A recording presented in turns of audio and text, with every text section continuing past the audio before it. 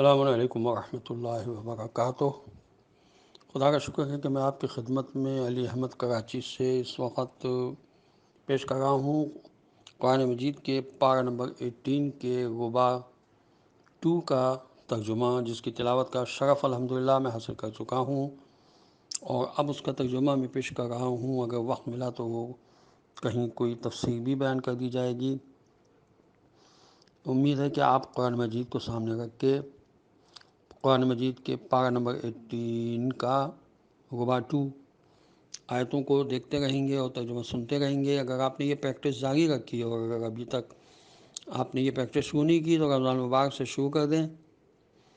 اور الحمدللہ میں نے ہر پارے کی 8 ویڈیوز بنا دی ہیں، یعنی 4 ویڈیوز میں آپ تلاوت سن سکیں گے اور اس کے بعد 4 ویڈیوز میں آپ اس کا ترجمہ سن سکیں گے، جو علامہ سید ذیشان حضرت جوادی صاحب کا ترجمہ ہے۔ اس طرح سے آپ قرآن سے پورے سال رابطے میں رہیں۔ یہ انتظار نہ کریں کہ کوئی مرے گا تو قرآن کی تلاوت کریں گے، بلکہ روزانہ قرآن کی تلاوت کریں، روزانہ اس کا ترجمہ سنیں، چاہے ایک ربع تلاوت کریں اور ایک ربع اس کا ترجمہ سن لیں۔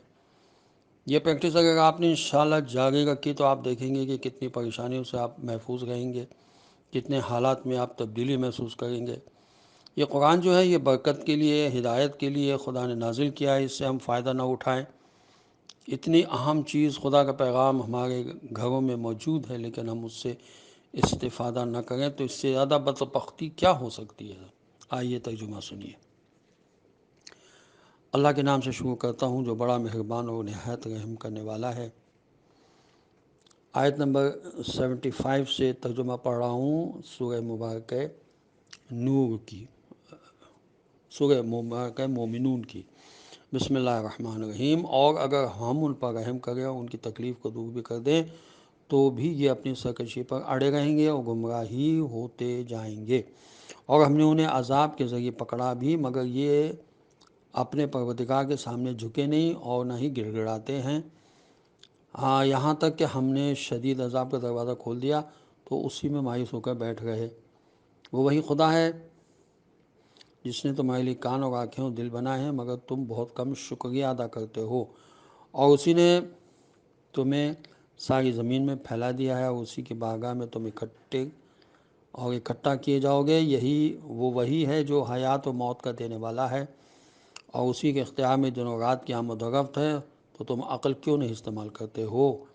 بلکہ ان لوگوں نے بھی وہی کہہ دیا جو ان کے پہلے والوں نے کہا تھا کہ اگر ہم مر گئے اور مٹی اور ہڈی ہو گئے تو کیا ہم دوبارہ اٹھائے جانے والے ہیں؟ بے شک ایسا ہی وعدہ ہم سے بھی کیا گیا ہے اور ہم سے پہلے والوں سے بھی کیا گیا ہے، لیکن یہ صرف پرانے لوگوں کی کہانیاں ہیں۔ تو ذرا آپ صلی اللہ علیہ وسلم پوچھیے کہ یہ زمین اور اس کی مخلوقات کس کے لیے ہے؟ اگر تمہارے پاس کچھ بھی علم ہے وہ فوراً کہیں گے کہ اللہ کے لیے ہے، تو کہیے کہ پھر سمجھتے کیوں نہیں ہو؟ پھر مزید کہیے کہ 7 آسمان اور عرش اعظم کا مالک کون ہے؟ تو یہ پھر کہیں گے کہ اللہ ہی ہے، تو کہیے کہ آخر اس سے ڈرتے کیوں نہیں ہو؟ پھر کہیے کہ ہر شے کی حکومت کس کے اختیار میں ہے کہ وہی پناہ دیتا ہے اور اسی کے عذاب سے کوئی پناہ دینے والا نہیں ہے۔ اگر تمہارے پاس کوئی بھی علم ہے تو بتاؤ، تو یہ فوراً جواب دیں گے کہ یہ سب اللہ کے لیے ہے، تو کہیے کہ آخر پھر تم پر کون سا جادو کیا جا رہا ہے؟ قرآن مجید میں منکرین معاد کو سمجھانے کے لیے جس قدر اسالیب اور عناوین سے کام لیا گیا ہے، شاید اس قدر اسالیب و عناوین کسی اور موضوع کے لیے استعمال نہیں ہوئے ہیں۔ چنانچہ اس مقام پر 3 اسالیب پیش کیے گئے ہیں۔ نمبر 1، تمہارا خیال یہ ہے کہ ہم مٹی ہو جائیں گے تو دوبارہ کیسے اٹھائے جائیں گے؟ تو سوال یہ ہے کہ تم تو مٹی میں شامل ہو جاؤ گے، خود اصل مٹی کا خالق کون ہے؟ اور اگر اسے پہچانتے ہو تو جو اتنی بڑی زمین کو پیدا کر سکتا ہے وہ زمین سے آدمی کو کیوں نہیں نکال سکتا ہے؟ زمین تو چھوٹی سی چیز ہے۔ ان 7 آسمانوں اور عرش اعظم کا حساب بتاؤ کہ ان کا مالک کون ہے؟ اور جب مانتے ہو کہ ان کا مالک بھی خدا ہی ہے تو سوچو کہ جو اتنے بڑے آسمان کو پیدا کر سکتا ہے اس کو ایک آدمی کے پیدا کرنے میں کیا زحمت ہے؟ پھر آسمان اور عرش کی بات تو ایک طرف رہی، کل کائنات کے بارے میں سوچو کہ یہ کائنات کس کے قبضہ قدرت میں ہے، اور اگر پہچانتے ہو کہ وہ خدا ہی ہے تو آخر کس کے جادو میں مبتلا ہو گئے ہو؟ کہ قادر مطلق کو عاجز تصور کر لیا ہے اور حیات آخرت پر ایمان نہیں لا رہے ہو۔ سورہ مومنون کا ترجمہ میں پڑھ رہا ہوں، آیت نمبر 90 کا ترجمہ یہ ہے، بلکہ ہم ان کے پاس حق لے کر آئے ہیں اور یہ سب جھوٹے ہیں۔ آیت نمبر 91، یقیناً خدا نے کسی کو فرزند نہیں بنایا ہے اور نہ اس کے ساتھ کوئی دوسرا خدا ہے، ورنہ ہر خدا اپنی مخلوقات کو لے کر الگ ہو جاتا اور ہر ایک دوسرے پر برتری کی فکر کرتا اور کائنات تباہ و برباد ہو جاتی۔ اللہ ان تمام باتوں سے پاک و پاکیزہ ہے۔ آیت نمبر 92، وہ حاضر و غائب سب کا جاننے والا ہے اور ان سب کے شرک سے بلند و بالاتر ہے۔ اور آپ کہیے کہ پروردگار اگر جس عذاب کا ان سے وعدہ کیا ہے مجھے دکھا بھی دینا۔ آیت نمبر 94، تو پروردگار مجھے اس ظالم قوم کے ساتھ نہ قرار دینا۔ آیت نمبر 95، اور ہم جس عذاب کا ان سے وعدہ کر رہے ہیں اسے آپ کو دکھا دینے کی قدرت بھی رکھتے ہیں۔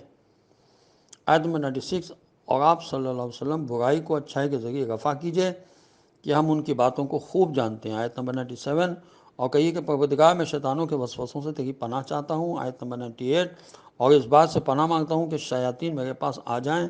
آیت نمبر 99، یہاں تک کہ جب ان میں سے کسی کی موت آ گئی تو کہنے لگا کہ پروردگار مجھے پلٹا دے۔ آیت نمبر 100، شاید میں اب کوئی نیک عمل انجام دوں، ہرگز نہیں، یہ ایک بات ہے جو یہ کہہ رہا ہے اور ان کے پیچھے ایک عالم برزخ ہے جو قیامت کے دن تک قائم رہنے والا ہے۔ آیت نمبر 100، پھر جب سور پھونکا جائے گا تو نہ رشتہ داریاں ہوں گی اور نہ آپس میں کوئی ایک دوسرے کے حالات پوچھے گا۔ آیت نمبر 102، پھر جن کی نیکیوں کا پلہ بھاری ہوگا وہ کامیاب اور نجات پانے والے ہوں گے۔ آیت نمبر 103، اور جن کی نیکیوں کا پلہ ہلکا ہوگا وہی لوگ وہ ہیں کہ جنہوں نے اپنے نفس کو خسارے میں ڈال دیا، وہ جہنم میں ہمیشہ ہمیشہ رہنے والے ہیں۔ آیت نمبر 104، جہنم کی آگ ان کے چہروں کو جھلسا دے گی اور وہ اسی میں منہ بنائے ہوئے ہوں گے، رہیں گے۔ کیا ایسا نہیں ہے کہ جب ہماری آیتیں تمہارے سامنے پڑھی جاتی تھیں تو تم ان کی تکذیب کیا کرتے تھے؟ آیت نمبر 106، وہ لوگ کہیں گے کہ پروردگار ہم پر بدبختی غالب آ گئی تھی اور ہم گمراہ ہو گئے تھے۔ آیت نمبر 107، پروردگار اب ہمیں جہنم سے نکال دے، اس کے بعد دوبارہ گناہ کریں گے تو ہم واقعی ظالم ہیں۔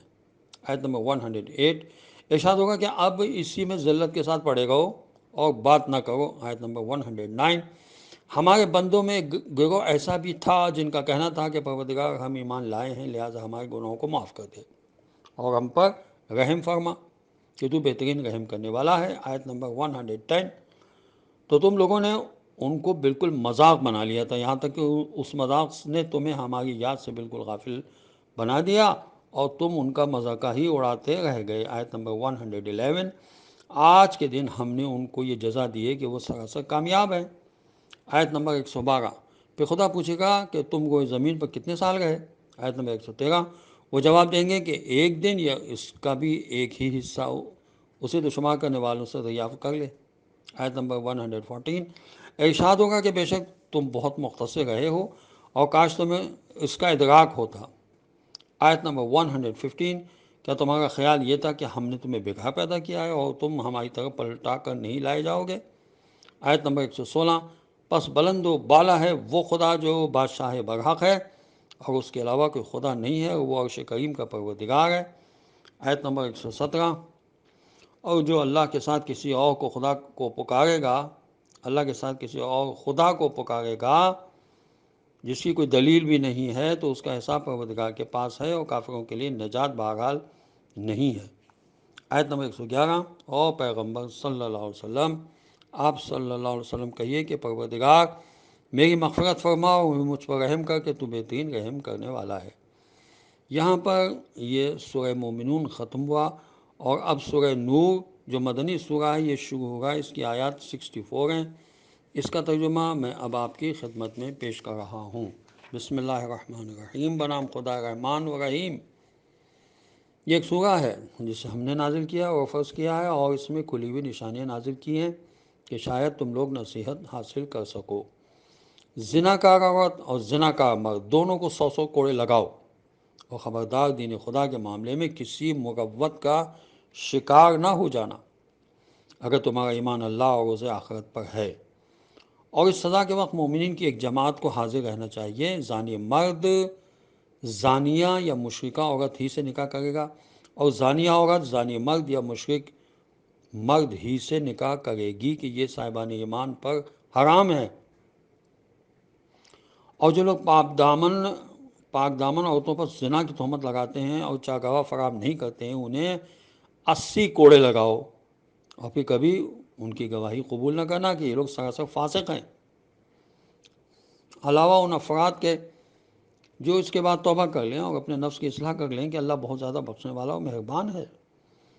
آیت نمبر 6، اور جو لوگ اپنی بیویوں پر تہمت لگاتے ہیں اور ان کے پاس اپنے علاوہ کوئی گواہ بھی نہیں ہوتا ہے تو ان کی اپنی گواہی 4 گواہیوں کے برابر ہوئی یعنی ہوگی، اور اگر وہ 4 مرتبہ قسم کھا کر کہیں کہ وہ سچے ہیں۔ آیت نمبر 7،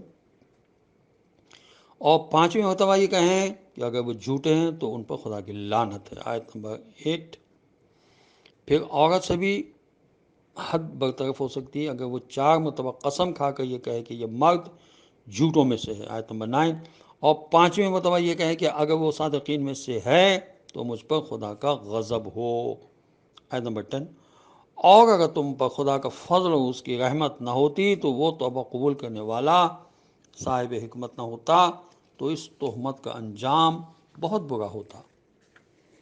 آیت نمبر 11، بے شک جن لوگوں نے زنا کی تہمت لگائی وہ تمہیں میں سے ایک گروہ تھا، تم اسے اپنے حق میں شر نہ سمجھو، یہ تمہارے حق میں خیر ہے، اور ہر شخص کے لیے اتنا ہی گناہ ہے جو اس نے خود کمایا ہے، اور ان میں سے جس نے بڑا حصہ لیا ہے اس کے لیے بڑا عذاب ہے۔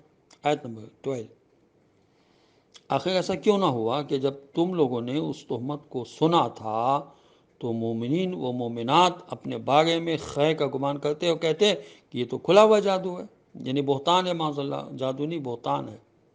آیت نمبر 13، پھر ایسا کیوں نہ ہوا کہ یہ 4 گواہ بھی لے آتے، اور جب گواہ نہیں لائے تو یہ اللہ کے نزدیک بالکل جھوٹے ہیں۔